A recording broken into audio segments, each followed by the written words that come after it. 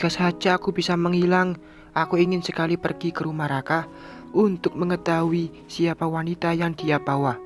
Barusan Mia belum sempat mengatakan siapa, tapi sambungan telepon sudah terputus sebelah pihak. Mungkin baterainya habis, karena pada saat aku telepon ulang, nomornya sudah tidak aktif. Tega banget kamu kah? Aku bicara sendiri, seraya memandangi foto dia yang aku ambil secara diam-diam.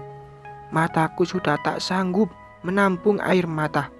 Akhirnya, segera aku menutup warung untuk segera masuk ke dalam rumah. Seraya membereskan warung, air mata menetes tanpa aku suruh. Rasanya perih di hatiku, sama seperti saat mendengar kata-kata penghinaan dari ibunya Dimas dulu. "Sudah beres, Ran?" tanya ibu saat aku masuk ke dalam rumah. "Sudah, Bu. Rani istirahat dulu ya." Tanpa menghiraukan jawaban dari ibu, aku langsung masuk ke kamar dan menutup pintu rapat-rapat. Kutumpahkan rasa marah dan kesal dengan menangis di bawah bantal agar ibu tidak mendengar tangisku. Bayangan batalnya pernikahan membuatku semakin merasa sakit yang amat sangat. Aku tidak sanggup melihat wajah malu ibu saat aku jadi pembicaraan satu kampung karena gagal menikah. Kata cibiran dan hinaan pastinya akan aku dengar kembali, terlebih dari saudaraku sendiri, yaitu kedua adik ibu yang selalu menganggap kami rendah. "Ran," ketukan pintu yang disertai panggilan ibu membuatku membuka bantal yang menutup wajah. "Rania, ada anak Raka." Aku mengangkat kepala, menajamkan pendengaran saat ibu menyebut nama calon suamiku itu. "Benarkah Raka datang?" "Ran, panggil ibu lagi." Aku mengusap kedua mataku, lalu menggapai tisu basah yang ada di meja rias, mengeluarkan isi hidung yang sedari tadi terus kutahan untuk tetap di dalam. "Rani, sudah tidur? Ada anak Raka tuh." Kembali ibu memanggil. Kali ini sangat jelas jika yang disebut adalah calon suamiku. "Iya, Bu, sebentar ya." Aku menjawab seraya memperhatikan penampilan pada pantulan cermin. Wajahku sangat kacau, hidung merah dengan kedua mata yang sama. Jika aku keluar dengan penampilan seperti ini, pastilah Raka akan bertanya, dan tidak mungkin aku menjawab jika menangisi dia yang membawa wanita lain dari kota. Beberapa saat terdiam seraya mengamati penampilan. Akhirnya aku memutuskan untuk keluar menemui Raka. Entah jawaban apa yang akan aku katakan jika nanti dia bertanya. "Kamu kenapa?" tanya ibu yang pertama melihat wajahku. "Habis nonton film," jawabku sekenanya. Di sana, di kursi dekat pintu, pria yang sebentar lagi bergelar suami tengah duduk dengan tatapan ke arahku. Aku mendelikkan mata, mengisyaratkan jika aku marah padanya. Kulirik lagi, seraya menjatuhkan bobot pada kursi di samping ibu. Dia masih menatapku dengan kening yang berkerut, seolah-olah tengah bertanya, "Kenapa?" "Ya sudah, kalian ngobrol saja ya. Ibu mau istirahat dulu," ujar ibu seraya berdiri. Ingin mencegah ibu pergi, tapi biarkan saja agar orang tuaku itu tidak tahu apa yang tengah terjadi. Aku harus menyelesaikan semua masalahku dengan Raka, terutama dia yang harus mengatakan siapa wanita itu. "Kamu sakit?" pertanyaan pertama yang dia lontarkan padaku. "Tidak." Kerutan di keningnya semakin bertambah mendengar jawaban singkat dariku. "Kamu marah sama aku?" Aku menggeleng lemah saat pertanyaan kedua dia lontarkan. Untuk beberapa saat kami saling berdiam diri hingga akhirnya Raka berpindah tempat duduk. Yang tadinya berada di depanku, kini dia duduk di sampingku. Hanya terhalang satu kursi tunggal jarak aku dengannya. "Kamu marah karena aku tidak memberi kabar hari ini?" Aku diam, tidak mengangguk ataupun menggelengkan kepala. Raka menghela napas panjang lalu mengembuskannya perlahan. Tangannya meraih paper bag yang berada di bawah kursi. Kemudian tangannya terulur memberikan benda itu padaku. "Apa ini?" tanyaku, seraya meraih apa yang diberikan Raka. "Lihat saja, itu alasan aku tidak bisa memberikan kabar." Aku pun membuka dan melihat isi dari paper bag berwarna merah bermotif bunga yang ternyata isinya adalah ponsel. Rusak? Iya, isinya ponsel yang layarnya sudah pecah dengan pinggiran yang terbuka. Aku melihat kepada Raka mempertanyakan maksud dia memberitahu ponsel rusak padaku. Tadi aku harus pergi ke kota untuk mengurus beberapa hal di sana. Dan alasan aku tidak memberikan kabar karena ponselku jatuh dan rusak. Maaf, harusnya aku datang untuk memberitahumu. Tapi aku sengaja tidak melakukan itu. Untuk, tanyaku, untuk membuatmu merindukanku. Aku memalingkan wajah ke sembarang arah mendengar gombalan dari Raka. Bukan itu jawaban yang aku inginkan, namun tentang wanita yang dia bawa ke rumahnya. Ingin bertanya langsung, tapi aku masih menunggu dia untuk menceritakannya langsung padaku. Meskipun rasa penasaran semakin menggebu, tapi sekuat hati aku menahan diri, menguji kejujuran dan kepekaan dia terhadap pasangannya. "Masih marah?" tanyanya lagi, menelengkan kepala, ingin melihat wajahku.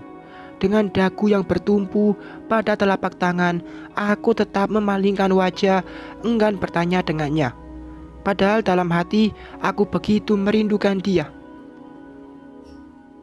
Sudah 2 hari aku tidak melihatnya dan hanya bertukar kabar lewat pesan. Itu pun tidak aku lakukan hari ini karena ponsel dia yang rusak. Raka menyebalkan. Dia sudah mengaduk-ngaduk perasaanku. Aku dibuat kesal karena tak ada kabar darinya, lalu dibuat lulu juga dengan alasan yang dia suguhkan padaku. Tinggal satu kejujuran yang belum dia katakan, yaitu tentang wanita itu. "Ran, bicara dong. Kok diam saja?" ucap Raka kembali berucap. Aku menoleh ke arahnya, melihat dia yang tengah menatapku, lalu tersenyum manis membuatku hampir goyah dan menyerah. Kalau mau senyum, ya senyum saja. Jangan ditahan, nanti malah keluar dari belakang. Kelakarnya membuat sejuta tawa hendak keluar.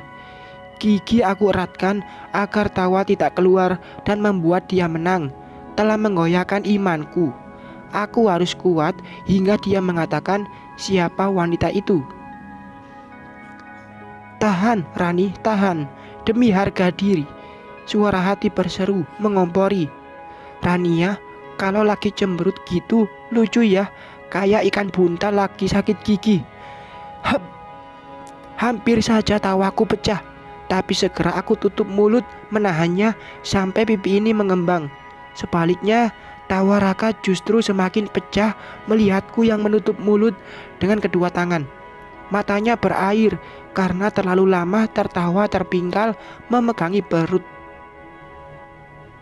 Melihat Raka terus tertawa seraya menirukanku dengan kedua pipi yang dia buat mengembang, seketika membuat pertahananku runtuh.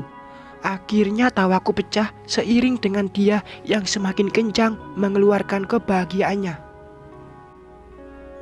"Ada apa sih? Kok sepertinya seru sekali?"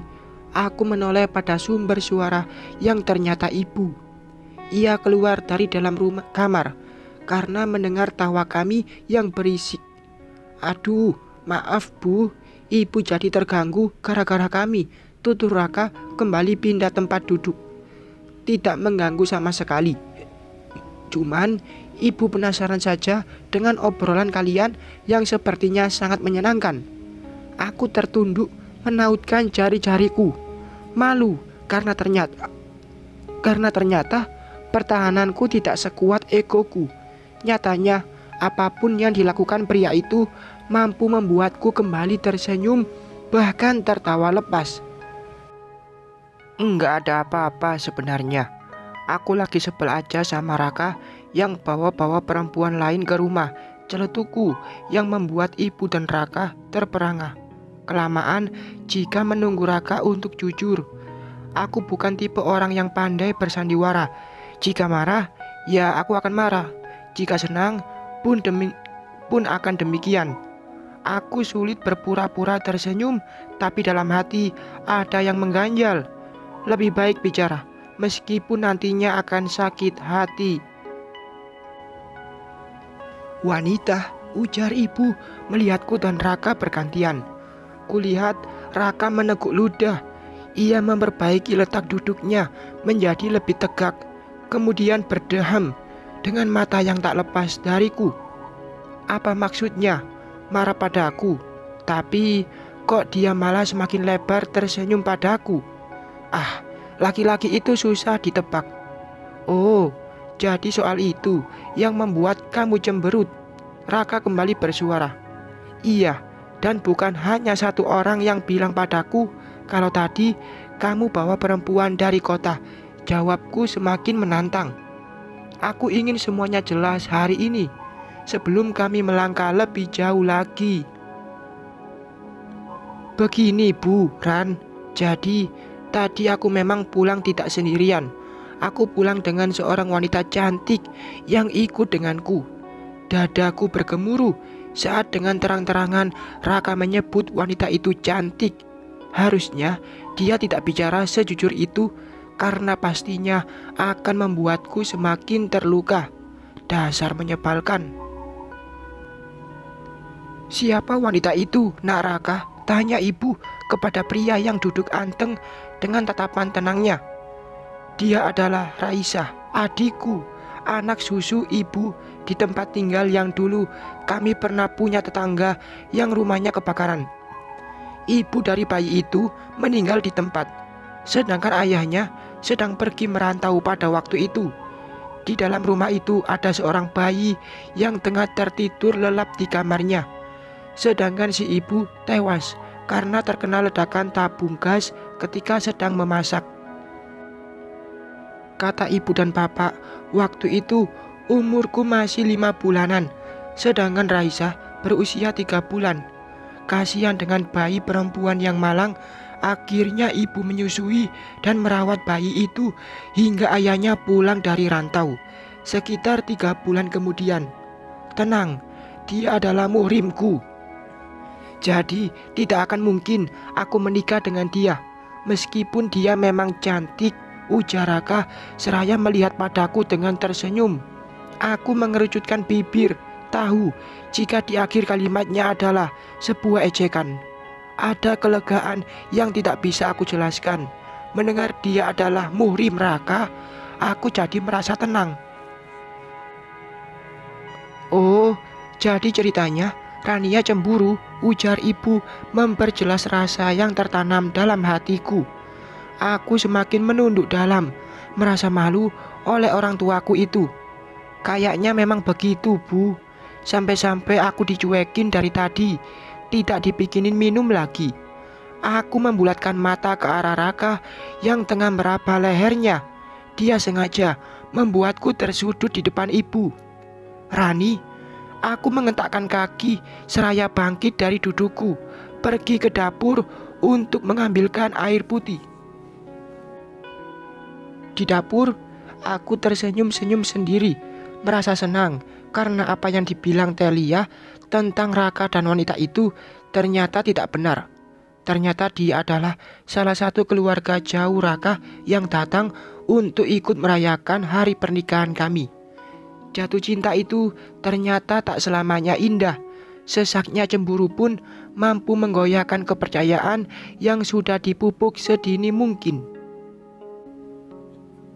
Silakan minumnya, ujarku menyimpan gelas berisikan air. Raka meminumnya hingga habis, lalu ia tersenyum manis padaku. Ah, hatiku lagi-lagi tertambat olehnya.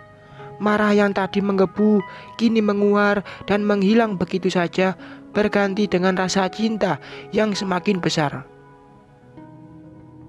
Kalau begitu, aku pulang dulu ya, Ibu, Ran, ujar Raka seraya mengambil paper bag yang berisikan ponsel rusak. Kemudian tangannya mengambil paper bag yang satunya lagi yang dia simpan di bawah kursi. Penasaran dengan isinya, namun aku tidak berani melihat sekarang. Memilih mengantarkan Raka yang hendak keluar dari rumah setelah bersalaman dengan ibu. Jangan marah lagi, aku setia, sekarang, besok, dan seterusnya. Di sini hanya ada kamu, ujar Raka seraya menunjuk dadanya. Aku mengulum senyum, merasa senang, sekaligus malu digombalin di bawah pohon jambu air di malam hari. Aku pergi ya, ujarnya lagi setelah naik ke atas motor. Oh, mau pergi sekarang? Raka mengangguk. Ya udah deh, hati-hati perginya ya. Tapi yang di hati jangan sampai pergi, ucapku langsung lari ke dalam rumah karena malu. Memeluk daun pintu yang masih terbuka seraya melihat dia yang terkikik tanpa mengalihkan pandangan dariku. Ya Tuhan, aku sudah siap jadi istri. Bersambung.